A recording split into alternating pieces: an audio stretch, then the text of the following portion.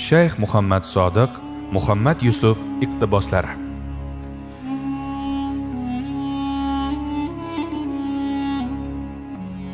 Bir ishning boshlanishi o'sha ishning teng yarmidir.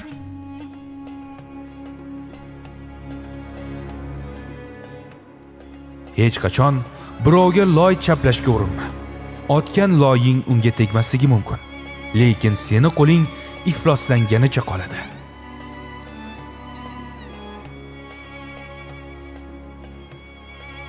Nasihat mu'minning mu'mindagi haqlardan biridir.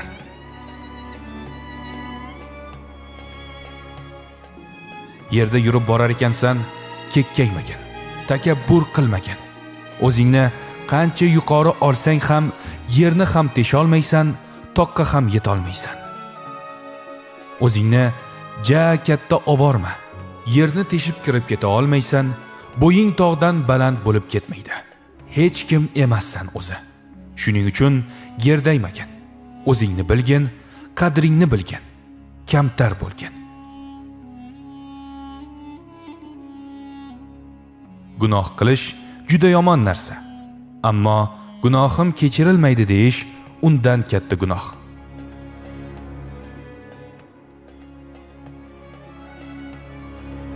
Doimo dardga davo izlash kerak. Tibbiyot orqali.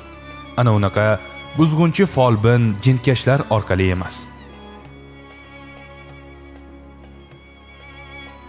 Odamlarni deb ibodatni tark qilish riyodir. Odamlarni deb ibodat qilish shirkdir. Ikkovini o'rtasida bo'lish ixlosdir. Ixlosli insonni odamlar uni so'kadimi, maqtaydimi ishi yo'q. Ularni yo'qdek tutadi-yu, ibodatni qilaveradi.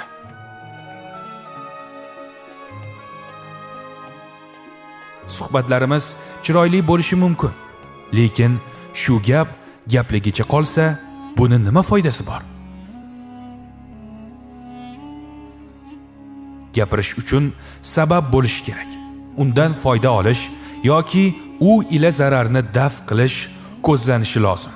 Ushbu maqsadlardan boshqa holda gapirish aljirash bo'ladi. Sababsiz aljirash o'z egasining aybini ochadi xolos. Kelajak qo'lidan hech narsa kelmaydigan, tanbal, bo'yniga telefonni osib olgan, chet elni musiqasini eshitadigan quloqchinini tutib olganlarga qolmasligi kerak. Ulug' bobolarimiz Imom Buxoriy, Imom Termiziy, Imom Zamaxshariy, Beruniy, Ibn Sino kabilar bizning yurtimizdan yana chiqishi kerak. Bolam, sen o'zingni shunday maqomda tutginki, agar dunyodagi hamma odamlarni gunohini yelkanga ortib, Xudoni oldiga borganingda ham Xudo meni kechirsa kerak degan umiding bo'lsin. Aksincha, dunyodagi hamma odamlarni savobini yelkanga ko'tarib borganingda ham hovliqib ketmagin. Alloh meni azobga olib qolmasin degan qo'rquving bo'lsin.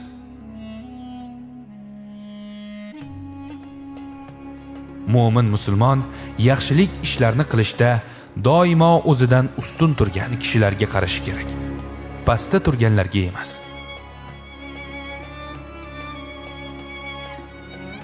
Islom ilm dinidir. Iymonsiz ilm bo'lmaydi, ilmsiz iymon bo'lmaydi.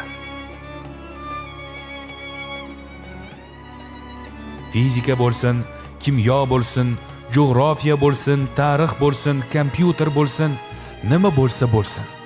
Xalqni hayotida kerak bo'ladigan barcha ilmlarni o'rganish musulmonlar uchun farz kifoyadir.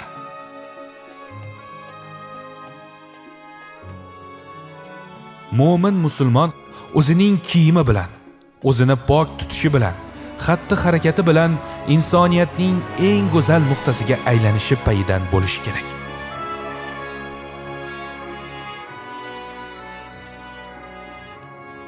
Alloh buyuk zot. Alloh yaratgan narsalarni hammasi buyuk. Osmonlarni cheki yo'q, sayyoralarni soni yo'q. Hech adadi yo'q, chegarasi yo'q. Tog'u toshlar, okeanlar, buyuk narsalar oldida inson bir zarracha ham kelmaydi. Juda kichkina narsa odam.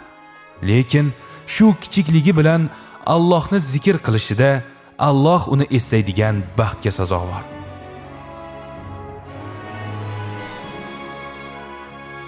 Ibodat bu insonning yelkasiga yuklangan og'irlik emas, vaqtini oladigan fursat ham emas. Uni bir narsaga majburlaydigan holat emas, balki sharafdir. Insonning sha'nidir, uning ulug'ligidir.